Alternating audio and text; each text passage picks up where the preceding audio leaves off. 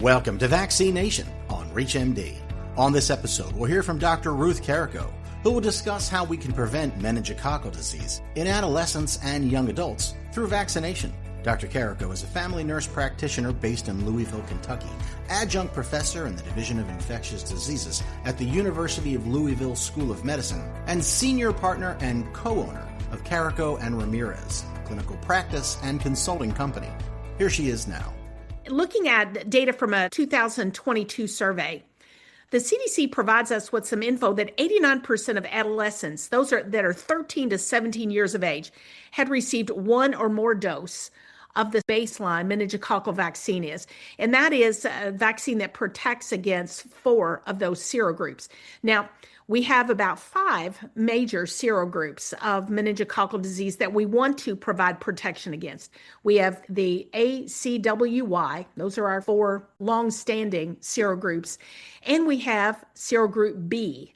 And this is important for our healthcare providers to remember because we have a quadrivalent vaccine that protects against those 4 groups, ACWY. And then we have a second meningococcal B vaccine that protects against that singular serogroup B.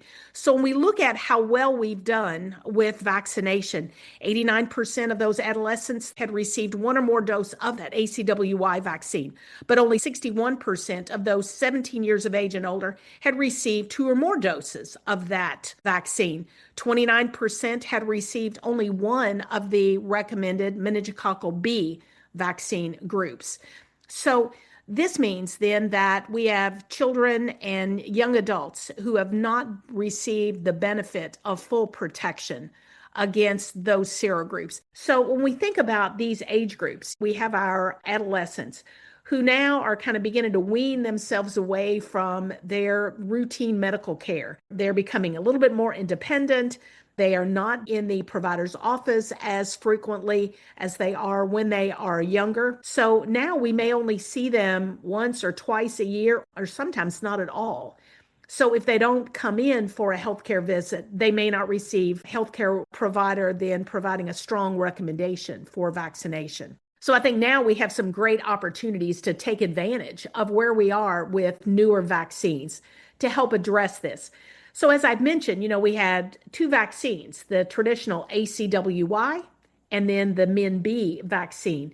That means that the young adult or the adolescent had to go to a healthcare provider, have someone talk with them about both of these vaccines, have both of these vaccines available for them, and then be able to administer them correctly, timing, spaced correctly, and all of the components about appropriate vaccination. But now that we have pentavalent vaccines, so we have all 5 of these important serogroups, A, C, W, Y, and B in the same vaccine. We've taken not only the guesswork out of it, but the availability and having vaccine on hand so that we can address those needs much more readily. If your patients are like mine, my patients generally ask me 2 questions, and that is this vaccine right for me? That is, will it help me? And then will this vaccine hurt me? So it helps me get all of that together now in my mind so I can come up with a vaccine plan that makes it easy. I can maybe minimize the number of injections. I can organize this vaccination plan much more effectively with this complete combination vaccine. And then ultimately do what's right for my patient, and that is give them best information so they can make best decisions about their health care, and then be a partner. And that is, I've got vaccine readily available. I can take care of it at the time we have those discussions. That was Dr. Ruth Carrico talking about the role of vaccination in preventing meningococcal disease in adolescents and young adults.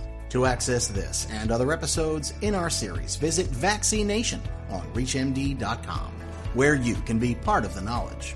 Thanks for listening.